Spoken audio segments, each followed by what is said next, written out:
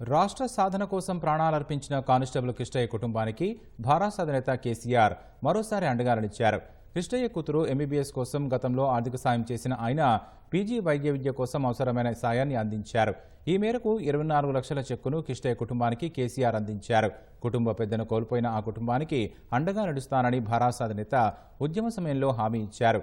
కిష్టయ్య పిల్లల చదువు సహా ప్రతి కష్టకాలంలో అండగా నిలుస్తూ వచ్చారు. కుమార్తె పీజీ వైద్య విద్య కోసం చెక్కు అందించి వారితో కలిసి భోజనం చేశారు. కుటుంబ కష్టసుఖాలు అడిగి తెలుసుకున్నారు. రాష్ట్రం కోసం కిష్టయ్య ప్రాణత్యాగం చేసినప్పుడు చిన్నపిల్లలుగా ఉన్న వారిని తల్లి ఎంతో కష్టపడి సాదుకొని చదివించిందన్న కేసీఆర్ ఇప్పుడు ప్రయోజకులయ్యారని పేర్కొన్నారు. తల్లికి ఏ కష్టం రాకుండా చూసుకోవాలని ఏ సమయంలోనైనా తన సహకారం ఉంటుందని తెలిపారు. తమ కుటుంబాన్ని ఇంటి పెద్దలా ఆదుకుంటున్న కేసీఆర్కు కిష్టయ్య కుటుంబం ధన్యవాదాలు తెలిపింది.